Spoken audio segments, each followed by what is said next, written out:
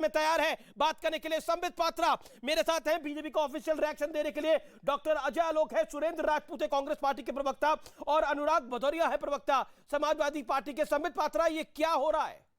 क्योंकि पूरी कांग्रेस परेशान है और गुस्से में भी है। वो कह रहे हैं कि हम तानाशाही रवैये के खिलाफ खड़े हैं। डॉक्टर पात्रा,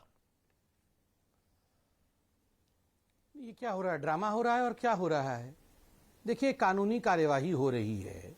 ईडी ने यंग इंडिया का जो ऑफिस नेशनल हेराल्ड बिल्डिंग में है उसको थोड़े समय के लिए सील किया। मैं तो टीवी पे देख रहा था, वहां जो लोग रिपोर्टर खड़े थे भिन्न भिन्न चैनल के, आपके भी रिपोर्टर खड़े थे, उन्होंने कहा कि यंग इंडिया की जो कंपनी की नेशनल हेराल्ड की बिल्डिंग के अंदर दफ्तर है, 2 दिन से अधिकारियों को बुलाया जा रहा था कि हमें कुछ कागज की आवश्यकता है, आप आइए हमें वो कागज दे दीजिए। कोई अधिकारी जब नहीं आया यंग इंडिया का, तो इन्होंने दफ्तर को, ताकि टेम्परिंग ना हो, टेम्पररी सील किया। जब वो कागज दस्तावेज ले जाएंगे उसे खोल देंगे।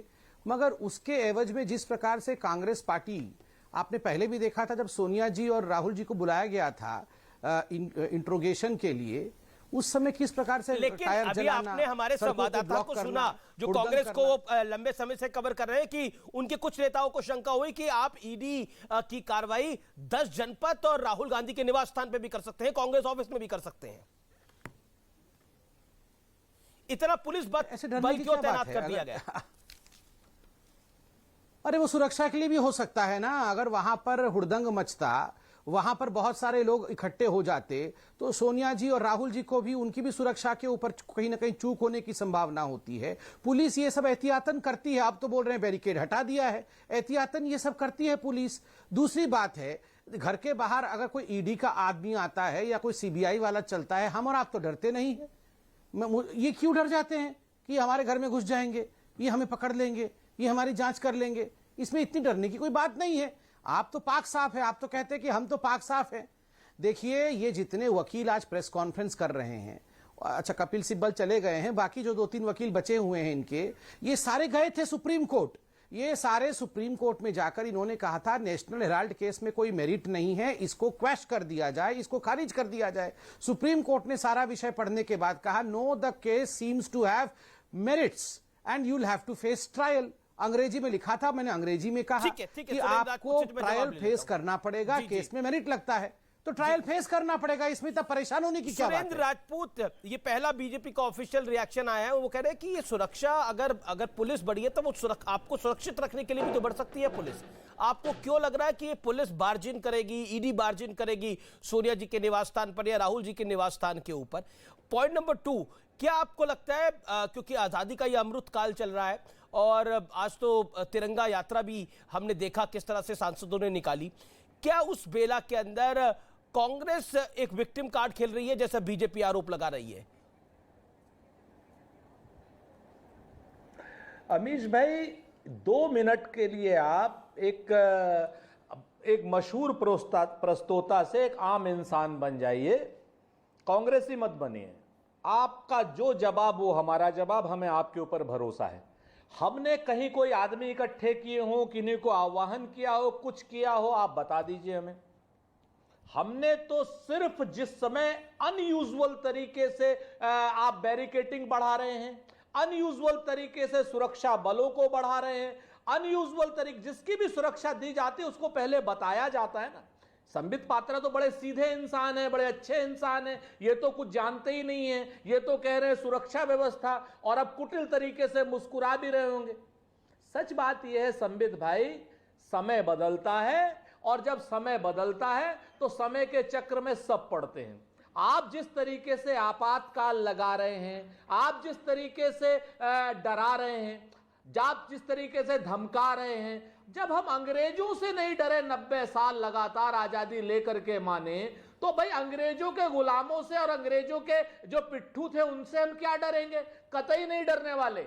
और अमृत काल में तो और कतई नहीं डरेंगे। जितनी मर्जी लगा लो आप पुलिस फोर्स, जितनी मर्जी लगा लो आप सुरक्षा एजेंसियां, जितनी मर्जी लगा लो ईडी, हम डरने वाले लोग नहीं हैं। और हम लोगों ने कोई आह्वान कार्यकर्ताओं का नहीं किया है। आपके सामने जी जी जी, एक आप सेकंड में आपको रोकना सुरक्षा चाहता बल लगा हूं। रहे अधीर रंजन चौधरी मेरे साथ फोन लाइन पर इस समय जुड़ रहे हैं, कांग्रेस के वरिष्ठ नेता है। अधीर दा, आपका स्वागत है न्यूज 18 पर। मेरा सीधा सवाल है, आपको क्या लग रहा है जो सुरक्षा को, जो पुलिस व्यवस्था वहां पर बहुत बड़ी है, बीजेपी कह रही है सुरक्षा बड़ी है, चौकसी बड़ी है। ये सरकार की बहुत किस्म के नापाक इरादों में ये एक इरादे हैं। कांग्रेस पार्टी को जो तस्वीर आम लोगों में है उसको धूमिल करने के लिए नए नए हथकंडे ये लोग अपनाते हैं। ये चाहते हैं कि कांग्रेस पार्टी के लोग डरे जाए, कांग्रेस पार्टी और उसके साथ साथ कांग्रेस पार्टी के जो समर्थन करते हैं ये सब डरे जाए, मतलब डराने के लिए। किस बात का डराना? आपने बोला नापाक इरादे हैं, किस बात का डराना?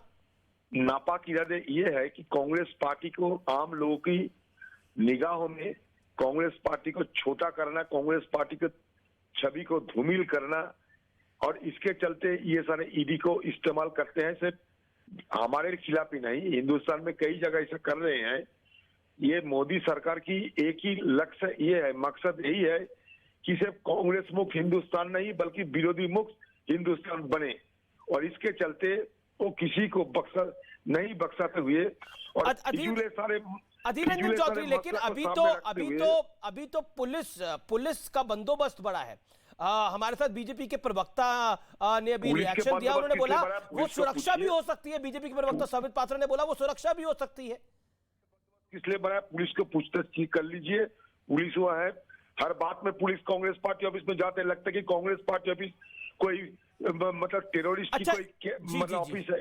ये कोई टेररिस्ट के दफ्तर नहीं है कांग्रेस पार्टी ऑफिस। ये आतंकवाद के डेरा नहीं है कि हर बात में पुलिस बलों ने कांग्रेस पार्टी का ऑफिस घेर लिया करे, कांग्रेस पार्टी किसी प्रदर्शन करे तो उसको पकड़ के थाने में जमा करे। ये बीजेपी और मोदी और अमित शाह जी और एनडीए सरकार की ये घिनौनी साजिश है, जिसके चलते कांग्रेस के खिलाफ इस तरीके से जंग छेड़ा गया। लेकिन कांग्रेस वाले किसी से डरते नहीं, परवाह नहीं करते। लेकिन अधीर दा, आप लगता है फिलहाल उनसे कनेक्शन टूट गया है। संबित पात्रा, आपका रिएक्शन? ये जंग छेड़ा गया है, अधीर रंजन चौधरी कह रहे हैं, जो कि लोकसभा में कांग्रेस के नेता है, वो कह रहे हैं जंग छेड़ा गया और हम डरने वाले नहीं है, चाहे जो आपसे बन सके कर लीजिए। कांग्रेस के, मैं बता दूं, कांग्रेस के तमाम बड़े नेता इस समय कांग्रेस हेडक्वार्टर पहुंच रहे हैं और कह रहे हैं कि हम वही बैठेंगे, देखते हैं क्या करती है मोदी की पुलिस। यह बयान दिया जा रहा है, हम देख लेंगे किसकी बाजू में कितना दम है। Sambit Patra, Congress is all out on ground. Congress सड़क पे ही है, आप सही बोल रहे हैं, मगर मेरा इसमें एक सुझाव है। देखिए, अगर इन लोगों को लगता है कि हमने बदले की भाव से काम किया है और ये बिल्कुल पाक साफ हैं, ये सब नहीं होना चाहिए था। देखिए, ये साधारण लोग तो है नहीं, बड़े बड़े वकील हैं इनके पास। ये तो आधी रात को हाई कोर्ट, सुप्रीम कोर्ट खुलवा देते हैं, आतंकवादी तक के लिए खुलवा देते हैं। ये तो इनके अध्यक्षा और पूर्व अध्यक्ष के ऊपर है। तो ये तो अभी तक ये सब टीवी में क्यों है? ये फोनो वोनो क्यों दे रहे हैं? तुरंत फाइल वाइल पकड़ कर